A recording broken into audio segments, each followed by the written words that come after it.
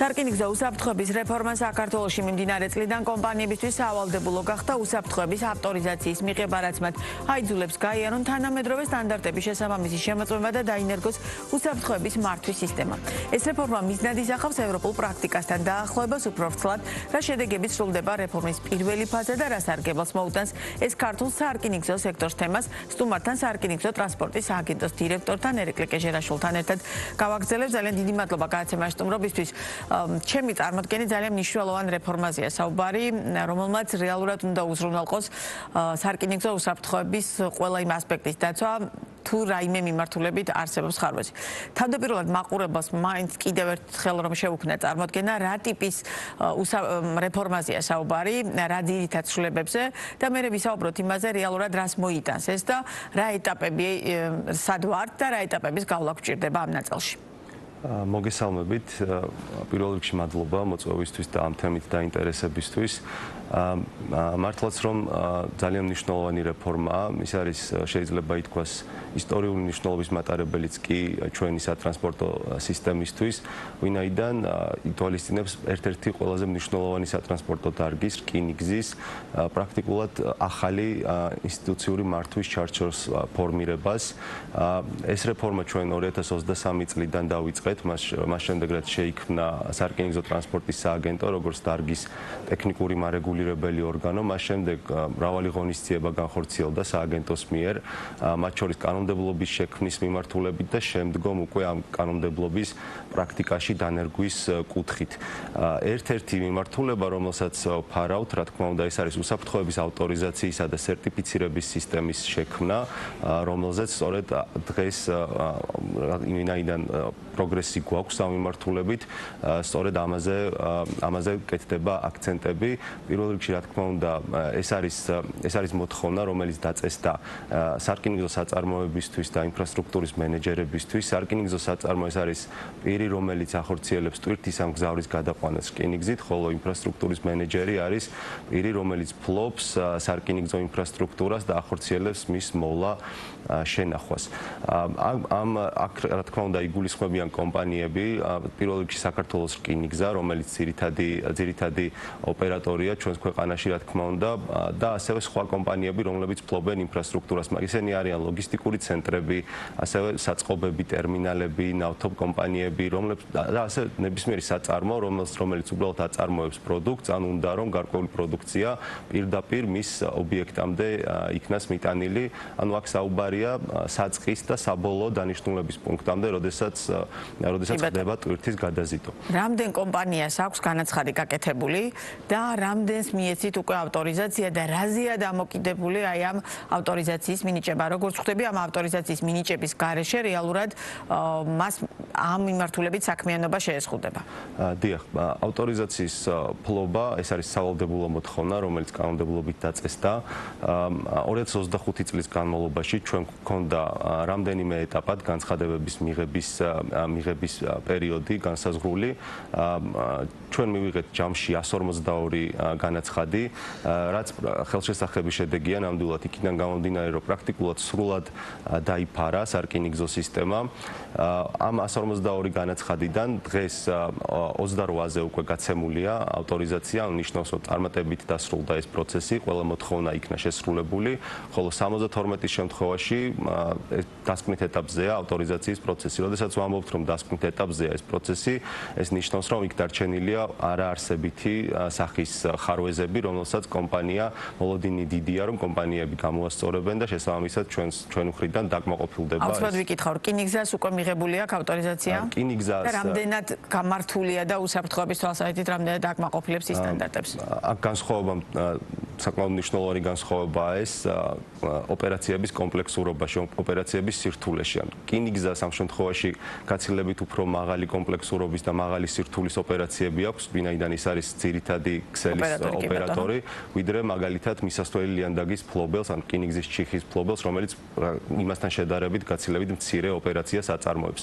შესაბამისად, მოთხოვნებიც რკინიგზის მიმართ გაცილებით უფრო ფართო იყო, ვიდრე მისასვლელი ლიანდაგების შემთხვევაში. დღეს რკინიგზაში აქტიურად მიმდინარეობს ამაზე მუშაობა, იქ შექმნილია შესაბამისი სამუშაო ჯგუფიც და ჩვენთან აქტიურად თანამშრომლობენ ამ მიმართულებით და ეს პროცესი წარმატებით მიმდინარეობს. ჯერჯერობით ყველაფერი მიმდინარეობს კანონმდებლობით გათვალისწინებულ ვადებში. რა კრიტერიუმებს უნდა აკმაყოფილებდნენ კომპანიები? თქვენ ახლა ახსენეთ, რომ რკინიგზას გაცილებით სხვა სტანდარტების დაკმაყოფილება უწევს და ძალიან ლოგიკურია.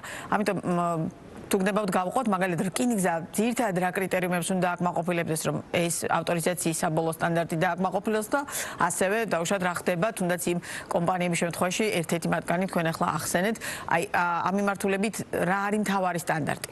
ყველაზე მნიშვნელოვანი მოთხოვნა, რომელიც შემოდის, ანუ რომელიც არის წინაპირობა იმისთვის, რომ კომპანიამ მიიღოს სერტიფიკატი ან ავტორიზაცია, ეს არის ის, რომ მოამზადოს უსაფრთხოების მართვის სისტემა და შემდგომ დანერგოს ის პრაქტიკაში. უსაფრთხოების მართვის სისტემა მოამზადოს ფურცელზე? დიახ, და მე უკვე პრაქტიკულად განახორციელოს. უსაფრთხოების მართვის სისტემა ეს არის დოკუმენტი, რომელიც აღწერს კომპანიის საქმიანობის სფეროს, ასევე მოიცავს აღწერილობას მის მფლობელობაში არსებული ინფრასტრუქტურის შესახებ, ასევე სარკინიგზო სატრანსპორტო საშუალებების შესახებ. ასევე შემდგომ განსაზღვრავს უკვე რა ძირითადი რისკები არსებობს უსაფრთხოების მართვის კუთხით და როგორ ხდება ამ რისკებზე რეაგირება, როგორ ხდება იმის დაზღვევა, რომ სარკინიგზო შემთხვევა არ მოხდება, ინციდენტი არ მოხდება, ასევე თუ მოხდება ესეთი შემთხვევა, როგორი რეაგირების გეგმა უნდა გქონდეს, როგორი საგანგებო სიტუაციების შემთხვევაში. ხდება ძირითადი პასუხისმგებელი ორგანოების განსაზღვრა, ასევე პერსონალთან დაკავშირებით მნიშვნელოვანია, რომ ხდება მათი კომპეტენციების გამიჯნა, განსაზღვრა, ან ყველამ უნდა იცოდეს უსაფრთხოების მართვისთვის ეს ძალიან მნიშვნელოვანია, რომ თითოეულმა პირმა ზუსტად იცოდეს თუ რა მოეთხოვება იმისთვის, რომ უსაფრთხოება იყოს დაცული. სწორედ ამას ასახავს უსაფრთხოების მართვის სისტემა და ჩვენი მხრიდან ხდება იმის შეფასება, თუ რამდენად ადეკვატურად აქვს კომპანიას მომზადებული ეს მართვის სისტემა ამ ეტაპზე ავტორიზაციის ფარგლებში. როგორ ამოწმებთ დაუშვათ რამდენად ადეკვატურად თქვენივე სიტყვები რომ გამოვიყენო, როგორ შეამოწმეთ ადგილზე მუშაობთ, ხა ფურცელს შეიძლება ბევრი რამე დავწეროთ, ხო? მაგრამ რამდენად რეალურად მე ის პრაქტიკაში განხორციელება და გამოყენებად იქნება, ეს არის ჩემთვის როგორც მოქალაქისთვის და დარწმუნებული ვარ ჩვენი მაყურებლებისთვისაც გაცილებით მნიშვნელოვანი. როგორ ხდება შემოწმება, მათ შორის ავტორიზაციის მინიჭების შემდგომაც, რომ რეალურად დავაკმაყოფილეთ, მივანიჭეთ, მაგრამ მე რა ხდება და რა პროცესია ეს შემოწმებით, რომ ეს სტანდარტი არ იყოს ერთჯერადი და დაუშვათ მთლიანობაში რეალურად მართლა უსაფრთხოდ ვიგრძნოთ თავი, როდესაც სარკინიგზო საშუალებებით გადავაადგილდებით.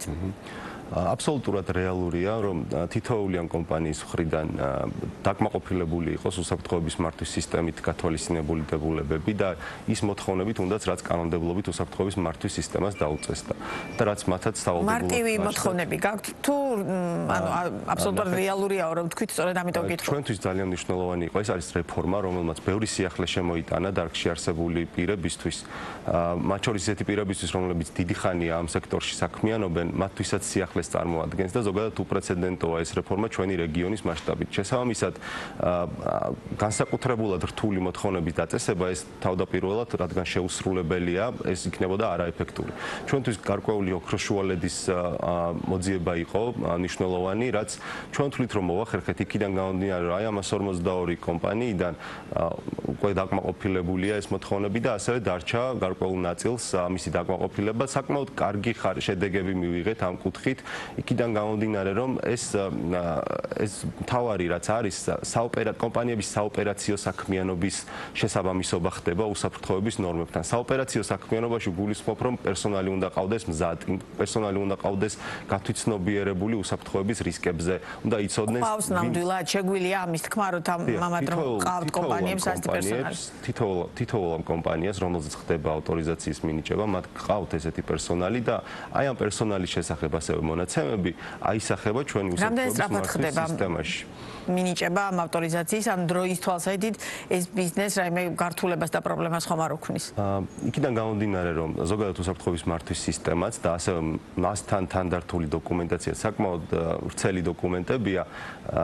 ევროკავშირის პრაქტიკაც ესეთი იყო და ჩვენც იგივე ვადა ავიღეთ. ეს არის 5 თვიანი ვადა, როდესაც ხდება უსაფრთხოების ავტორიზაციის განაცხადის განხილვა. ეს ხუთვიანი ვადა დაყოფილია რამდენიმე ეტაპად. პირველ ეტაპზე ფორმალური შესაბამისობა ხდება, ანუ დოკუმენტაციის არსებობა მოწმდება, შემდგომ მოწმდება მტკიცებულებების არსებობა, ანუ რამდენად პასუხობს ის მტკიცებულებები, რაც წარმოდგენილია უსაფრთხოების მართვის სისტემაში ასახულ დებულებებს და შემდგომ მესამე ეტაპზე უკვე ეს არის არსებითი განხილვის ეტაპი, როდესაც ხდება იმის შეფასება შინაარსობრივი კუთხით, თუ რამდენად აზღვევს უსაფრთხოების მართვის სისტემა პრაქტიკაში მისასვლელი ლიანდაგის ან სარკინიგზო საწარმოს შემთხვევაში არსებულ მდგომარეობას.